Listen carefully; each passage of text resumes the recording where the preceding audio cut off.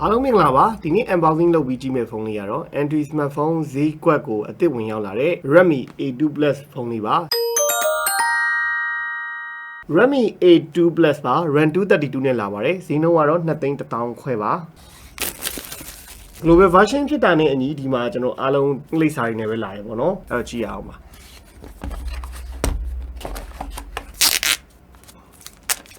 ဟောကျွန်တော်ဒါ A2 Plus လေးပါเนาะပြီးမှကျွန်တော်အသေးသေးပြန်ကြည့်မယ်ဘာတော့ကြည့်အောင်10W charging က micro cable လေးပါပါမယ်ကျွန်တော်တို့ဒါ global version ဖြစ်လာတဲ့ညီ catalog စာအုပ်တွေတော့အများကြီးပေါ့နော် user guide တွေ catalog တွေ warranty guide တွေကတော့အများကြီးပါပါလိမ့်မယ်ကဲဒါကတော့ကျွန်တော်တို့ Redmi A2 Plus လေးရဲ့ backup ပါသားနာ leather texture design နဲ့လုပ်ပေးထားတယ် budget smartphone ဖြစ်တာနဲ့ညီ plastic frame plastic bag ကိုပဲသုံးပေးထားတယ်ပေါ့ပုံစံ design သွင်းပြင်အားလုံးကကျွန်တော်တို့အရင်မြင်ဘူးခဲ့တဲ့A1 Plus နဲ့အတူတူပဲပေါ့နော်ကျွန်တော်ဒီနားလေးမှာတော့ Redmi တစ်စိတ် logo လေးအသားတစ်စိတ်လေးထွင်းပေးထားတာကိုတွေ့ရတယ်ဒီမှာတော့ global version တွေရဲ့ထုံးစံတိုင်းကျွန်တော် CE တစ်စိတ် logo ရေးပါတယ်အမြင်နဲ့လာမေးကြတဲ့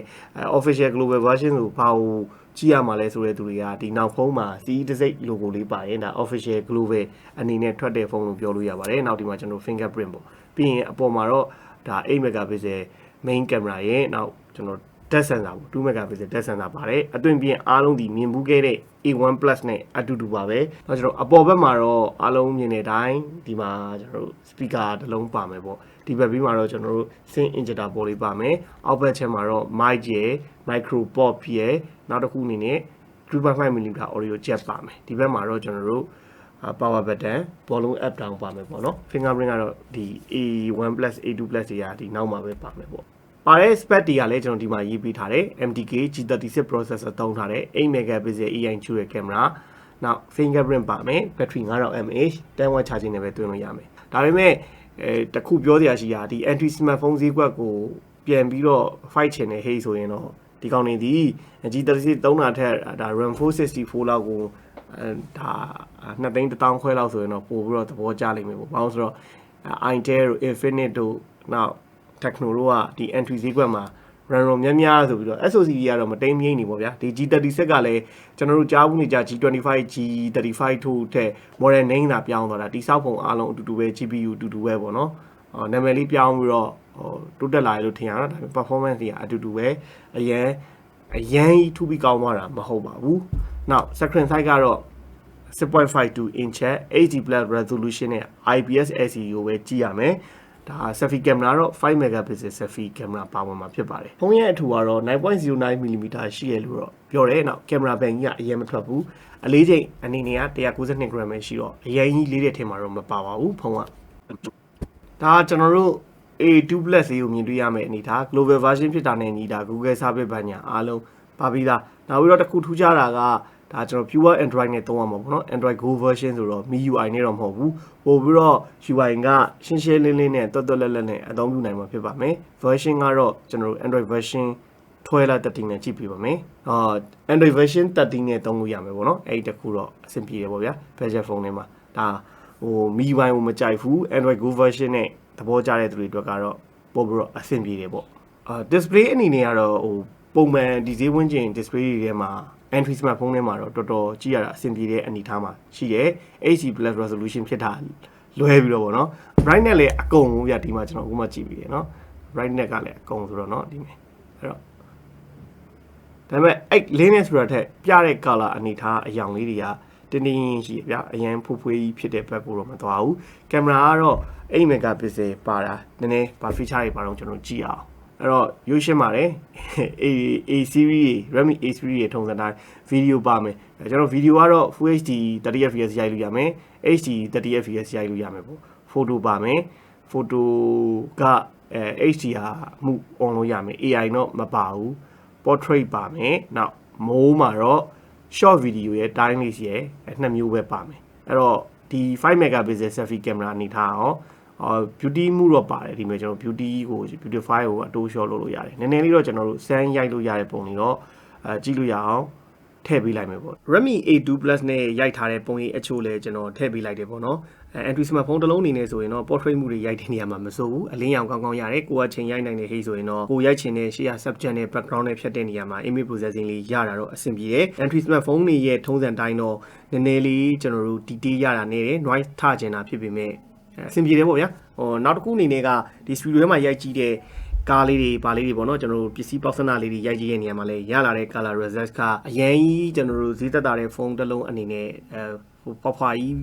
ဖြူဖွေးဖွေးကြီးပဲမသွားဘဲနဲ့ရှိသင်းရှိတိုက်တဲ့ color saturation အနေထားတစ်ခုတော့ရှိတယ် vivid ဖြစ်တဲ့အနေထားလောက်ထိတော့သွားတယ်အရင်ကြီးတော့ saturated တော့မဖြစ်ဘူးပေါ့ဗျာဒါပုံမှန်ဒီ Android smartphone တွေရဲ့ camera ရဲ့ထုံးစံတိုင်းပဲကျွန်တော်ကဒီ camera ကိုအရင်ကောင်းတယ်မကောင်းဘူးဆိုတာတဲ့ရိုက်ရင်တော့ရိုက်လို့တော့အဆင်ပြေတယ် camera ရိုက်ဖို့တော့ဒီဖုန်းကိုဝယ်ဖို့တော့မညွှန်းဘူးပေါ့ဗျာဒါပေမဲ့ရနာတဲ့ result တွေကိုခံမှန်းပြီးကြည့်လို့ရအောင်ပုံတွေကိုထည့်ပေးလိုက်တာဖြစ်ပါတယ်နောက် selfie camera လည်းအတူတူပဲကျွန်တော်တို့ဒီ studio ထဲမှာရိုက်ကြည့်တဲ့အနေထားမှာတော့အဆင်ပြေပါတယ်ဒီ5 megapixel selfie ဆိုပေမဲ့လည်းသူ့မှာပါတဲ့ beautifying ဘာညာနဲ့ကျွန်တော်တို့နည်းနည်းပါးပါးကြည့်ပြရှိပြရုပ်ထွက်တော့ရအောင်ရိုက်လို့ရပါတယ် Redmi A2 Plus ရဲ့ရုပ်ထွက်ကာလအနေထားပါပုံမှန် Android smartphone တစ်လုံးရဲ့ LCD တစ်ခုအနေနဲ့တော့ color saturation လေးရတာကတော့အဆင်ပြေတယ်သူ့ LCD က brightness ကတော့ဒါအကုန်ပဲဒီတက်တော့တင်လို့မရတော့ဘူးပေါ့နော်အဲ့တော့မစိုးပါဘူးကAndroid smartphone ထဲမှာတော့သူ့ display လေးက color saturation ကောင်းတယ်ဆိုတဲ့အနေအထားတစ်ခုမှာတော့ရှိတယ်ဟိုကျွန်တော်တို့ HD Plus resolution နဲ့ကြည့်ရတာဖြစ်တဲ့အတွက်တော့ကတ်ကြည့်မယ်ဟိဆိုရင်တော့နည်းနည်းလေးဖွာတာဖြစ်တာပေါ့ဒါကတော့ဒီသေးဝင်ရင်ဖုန်းတွေမှာတွင်းနေကြအနေထားတိုင်းပဲ viewing angle ကတော့အပေါ်ကနေတက်ကြည့်ရင်တော့ကောင်းကောင်းကြည့်လို့အဆင်ပြေတယ်ဒီတိုင်းဆိုရင်တော့ကျွန်တော်နည်းနည်းလေးနည်းတယ်ပေါ့ဒါပေမဲ့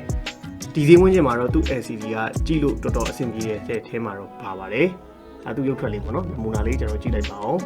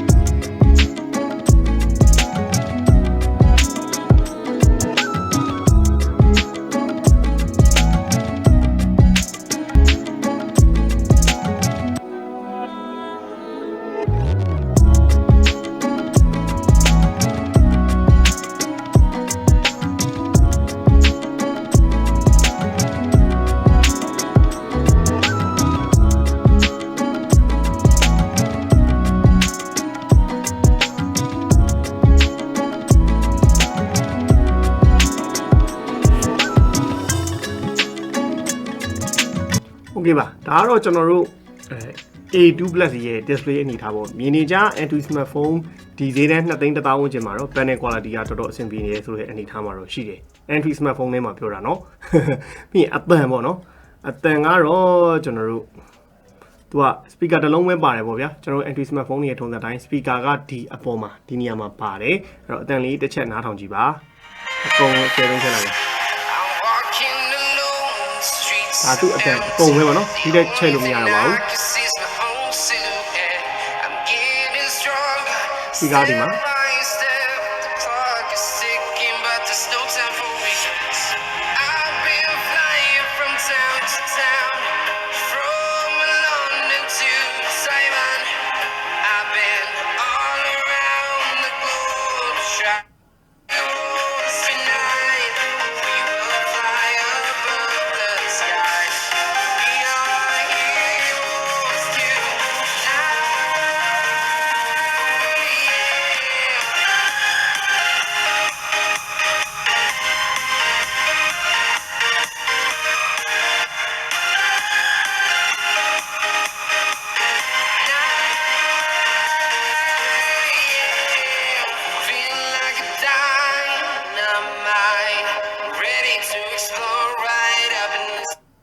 ဒါကတော့ကျွန်တော်တို့ A2 Plus ရဲ့အတန်ပေါ့ကျွန်တော်တို့ A1 Plus တုံးလို့ပဲ speaker အတန်အနေထားပါအတန်အရင်ကျဲထဲမှာတော့မပါဘူးဒါပေမဲ့ budget smartphone ထဲမှာတော့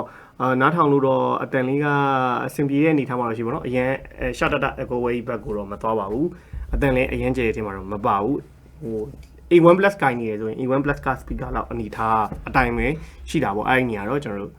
အတူတူပဲလို့ပြောလို့ရပါတယ်ဒီနေ့ကျွန်တော် A2 Plus ကို unboxing လုပ်ပြီးတော့ first impression အနေနဲ့ပြောပြရရင်ဒါဟို Redmi fan တွေအတွက်တော့ပြဿနာမရှိဘူးဗျာ RAM 232 DC ဝန်းကျင်တွေကလာတာအပြောင်းလဲတစ်ခုအနေနဲ့ဆိုရင်ပုံမှန်သုံးနေကြG35 အစား G36 ထည့်ပေးလိုက်တာတိုးတက်တာမှန်ပေမဲ့ performance ကတော့အရင်တူတူပဲ A1 Plus နဲ့တော့ A2 Plus လေးမှာ performance နည်းနည်းလေးပို့ပြီးတော့ပိုကောင်းမယ်ပေါ့ဗျာပြီးရင်အဲ့ဒီကျန်တဲ့ design တိစောက်ပုံ big quality အနေထားအားလုံးဒီကျွန်တော်တို့မြင်တွေ့ဘူးခဲ့တဲ့ A1 Plus နဲ့တပုံစံနဲ့အတူတူပဲ RAM 232နဲ့လာတယ်ဈေးနှုန်း2သိန်း1000ခွဲအနေထားမှာရှိရဒါ Redmi budget line ပေါ့အဲ့တော့ဒီ budget line Android smartphone line မှာ Redmi အနေနဲ့လိတက်ပို့ပြီးတော့ရောင်းရခြင်းနဲ့ဟေ့ဆိုရင်တော့တခုရှိတာက RAM များများလေးနဲ့ထွက်လာရင်တော့ပိုကောင်းတယ်ပါတဲ့ panel quality ကတော့မဆိုးဘူးဓာတ်ပုံရရတဲ့အနေထားလဲကျွန်တော်ရှေ့မှာမြင်တွေ့ရတဲ့အတိုင်း budget smartphone ဆိုပေမဲ့တေချာအလင်းရောင်လေးရတဲ့ဟေ့ဆိုရင်တော့ရရင်တော့ portrait တွေပါရင်တော့နည်းနည်းကြည့်လို့ရှိဖို့